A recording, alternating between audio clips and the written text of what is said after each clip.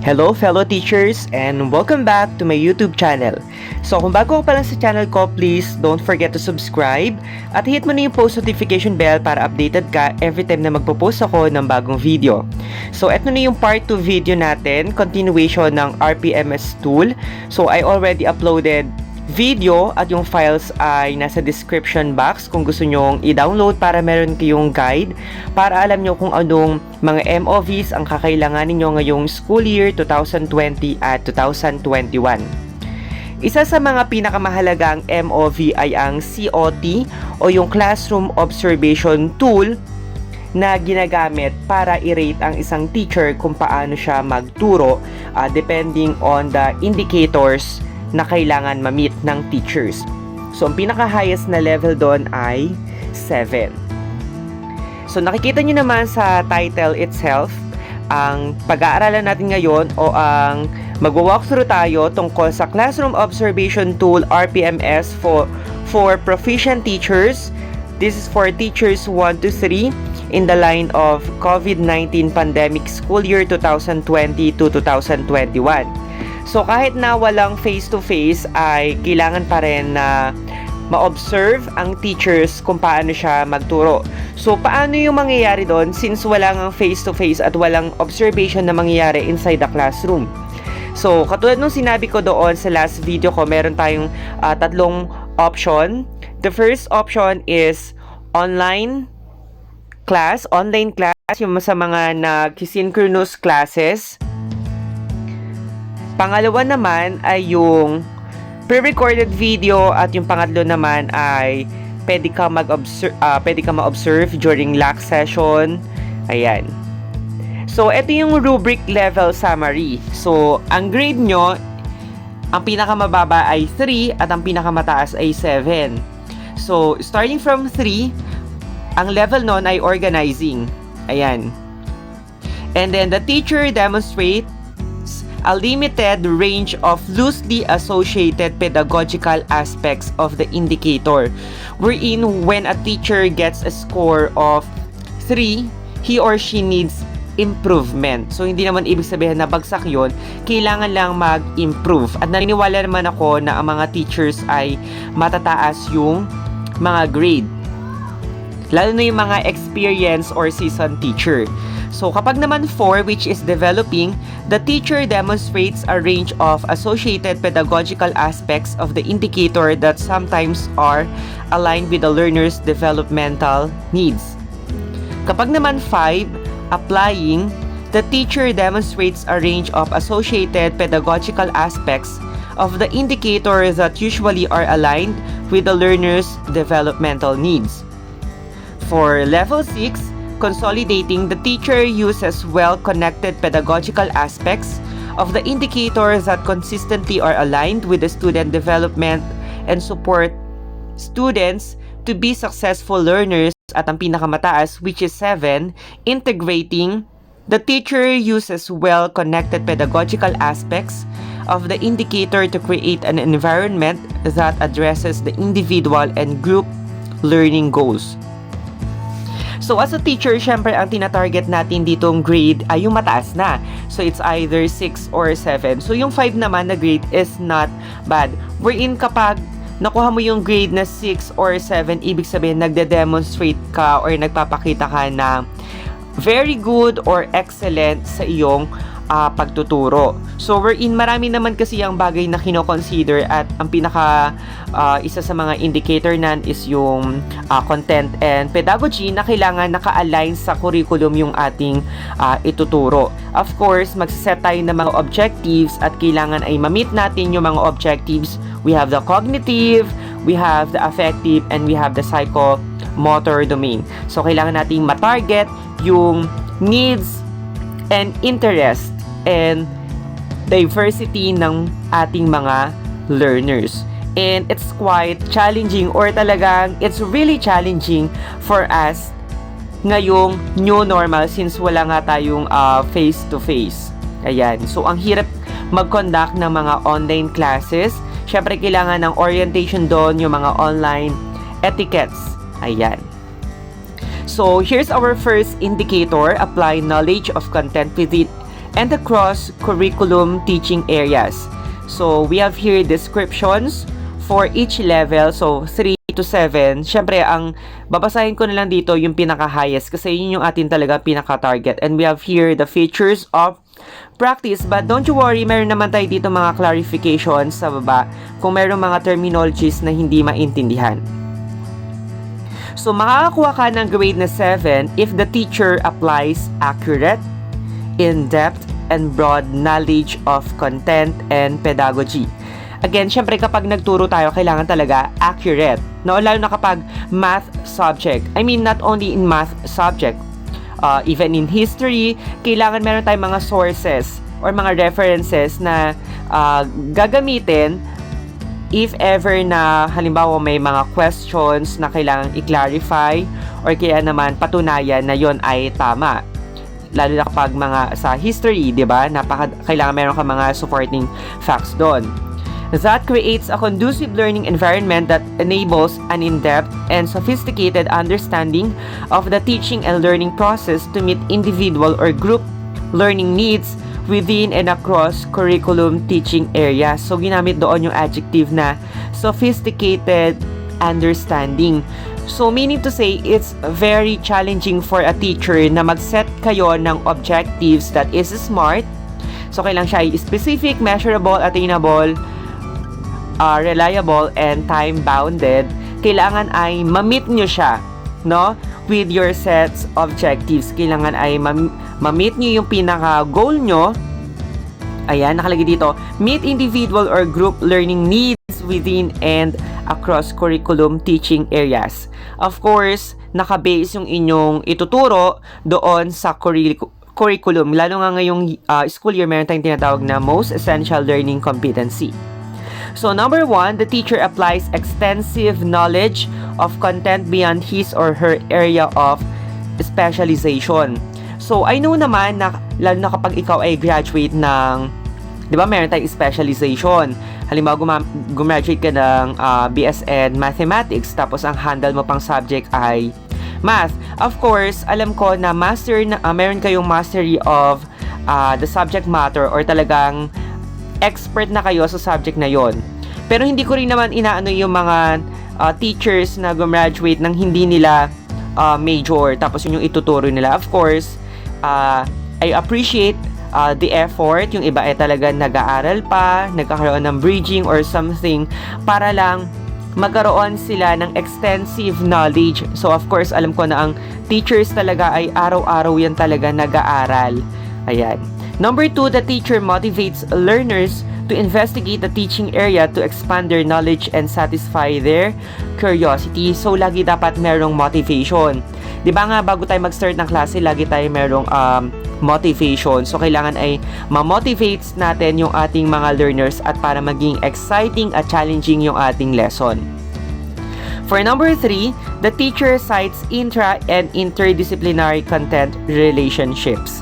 So, napakahalaga din sa content and pedagogy yung tinatawag nating integration and reflection. We're not only teaching from the book but from the heart. Ayan.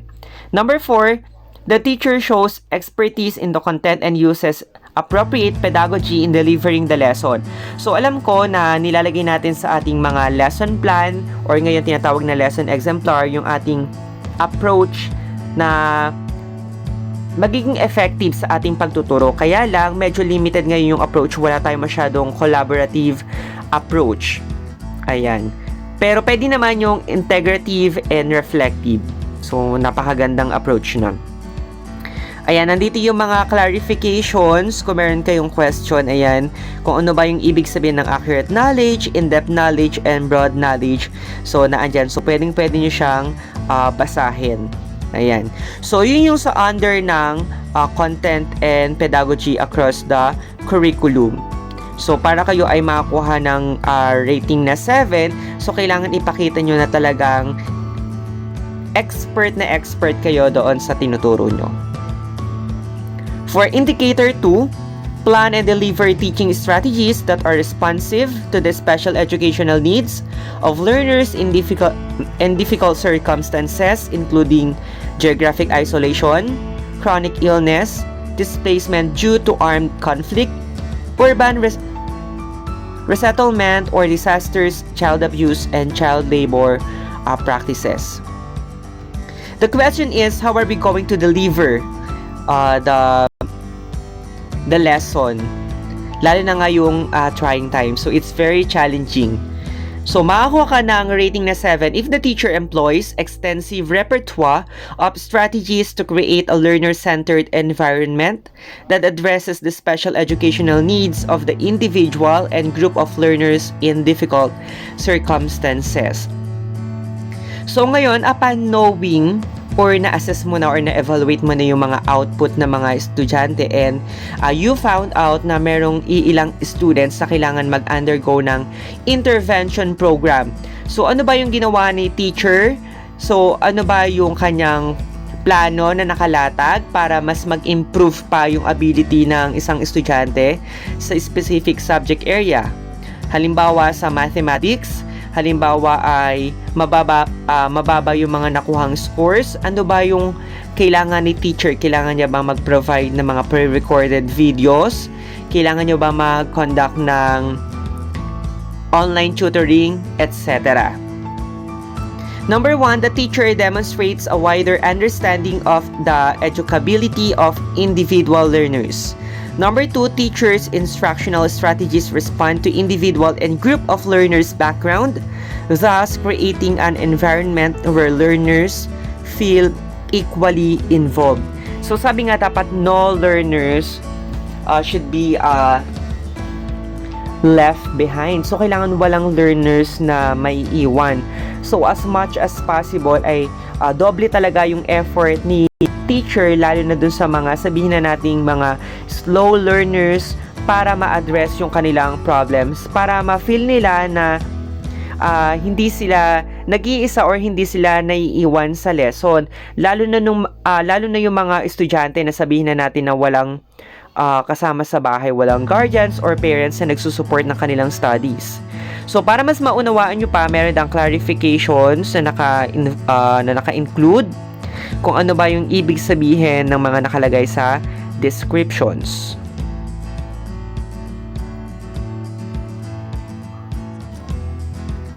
And then for our indicator 3, select, develop, organize, and use appropriate teaching and learning resources, including ICT to address learning goals.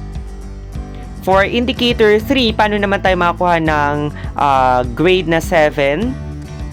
The teacher integrates extensive and multidisciplinary learning resources, including ICT, which are appropriate and aligned with the learning goals. So ngayon, since digital age na tayo, or even before talaga, ginagamit na talaga yung ICT. So we have here the traditional and modern way of teaching, wherein yung teacher ay nagtuturo with the use of ICT. So, mas lalo na sa panahon natin ngayon na no face-to-face ay gamit na gamit talaga yung ICT. So, mamaya ipapakita ko sa inyo yung mga iba't ibang mga learning resources na pwedeng gamitin ng teacher. Pero isa sa mga best na pwedeng gamitin yung teacher ay mga tutorial videos or educational videos. Number 1, the teacher skillfully manages diverse instructional materials that encompass other disciplines which consistently support the learning goals. Siyempre, we need to support the learning of our individuals. So, it's not enough na module-module lang or bibigyan natin sila ng mga handouts. So, what if hindi nila naintindihan kung ano yung nakalagay doon sa ating ipinamigay na self-learning module or mga activity sheets?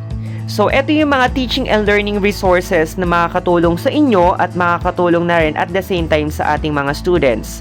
Instructional materials and resources used in the teaching and learning processes, which include, the most important is the curriculum guide or the teacher's manual.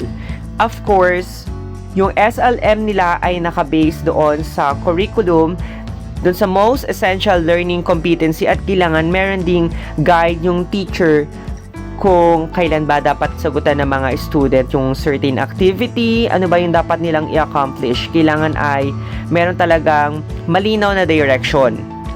chalkboard, whiteboard, Manila paper, cartolina, charts, manipulative models, flashcards, meta cards, graphic organizer. So, sa panahon ba ngayon, magagamit pa rin pa itong mga sinabi ko? Or paano mo siya magagamit? So, printed materials such as books, periodicals, worksheets, activity sheets, ICT resources, ayan, pwedeng gumamit ng calculators, computers, ayan, nakalagay naman dito yung mga slide presentation, etc. And then, it's very struggle then and challenging sa mga TLE teachers or yung iba pang teachers sa TechVoc. Ayan, yung mga tools and equipment na gagamitin nila sa pagtuturo ng cookery, dressmaking, etc. And assistive devices such as braille systems, large print books, audio devices, screen readers for computers, etc. So, alam ko na hindi lahat ng teachers ay kaya mag-provide ng mga learning resources na kakailanganin ng mga estudyante nila, lalo na kung sobrang dami. So, ang masasuggest ko lang sa inyo ay pwede kayong mag-conduct, ng seminar sa mga parents kung paano nila ituturo or paano sila makakatulong para masuportahan ang pag-aaral ng kanilang mga anak. So, kailangan lang natin ng effective communication, no? Between the parents and the teachers. Ayun. So, kaya nga, kailangan lang talagang pag-isipang mabuti ng mga teachers kung ano yung mga dapat gamitin at makakatulong sa mga ating mga estudyante. Ayan, so I hope na meron kayong napulot na aral doon sa sinabi kong mga indicators at kung paano nyo matatarget yung level 7 para sa inyong COT. So, alam ko na it's really challenging sa part ng teachers when in terms of talagang maisalin mo yung learning sa mga students. So ngayon ay ipapakita ko sa inyo ang sample COT rating sheet na gagamitin. So ayan, so you have here the observer, the name of the teacher, observer, it's either the school principal or school head, and then the teacher observed. Of course, yung pangalan nyo, then subject and grade level taught, then the date and the quarter. So, it's observation 1 or second observation na because per quarter ay as much as possible, kailangan natin ma-observe once or twice. So, directions for observers. So, rate each item of the checklist according to how well the teacher performed during the classroom observation. Ayan, checkan lang nila kung anong level ka. So, 3, 4, 5, 6, or 7. So, dun sa na-discuss ko mga indicators. And then, each indicator is assessed on individual basis regardless of its relationship to other indicators. So, ang pag-grade dito ay per indicator at kailangan talaga siyang maipakita. Kasi kapag hindi mo siya naipakita sa observation, maaari kang mabigyan ng grade ng 3. Ibig sabihin, not observe or automatic 3. For schools with only one observer, this form will serve as the final rating sheet. Halimbawa, nag-observe lang sa'yo school head or master teacher, yun na yung grade mo. Pero kapag 2 or more, katulad dati may mga visitor, so averaging yung ginagamit. So, tatlo lang naman yung indicators na bibigyan sa'yo ng grade. Ayan, you have the first indicator, apply knowledge of content within a cross-curriculum teaching areas. And then yung second is plan and deliver teaching strategies that are responsive to the special educational needs of learners in difficult circumstances, including geographic isolation, chronic illness, displacement due to armed conflict, urban resettlement or disasters, child abuse and child labor practices. And the last indicators, ayan, select, develop, organize. It is with the use of ICT. Ayan. And then, ilalagay lang din yung signature. So, kailangan din ay maibigay sa inyo yung feedback or magkaroon ng post-conference para alam nyo pa sa susunod na observation nyo, next quarter, alam mo pa kung anong indicator yung medyo mababa ka para mas mag-improve sa next mong observation. Para kapag kinuha yung pinaka-final grade mo ay mahatak yung iyong average. So, don't forget to like, share, and subscribe. And thank you for watching.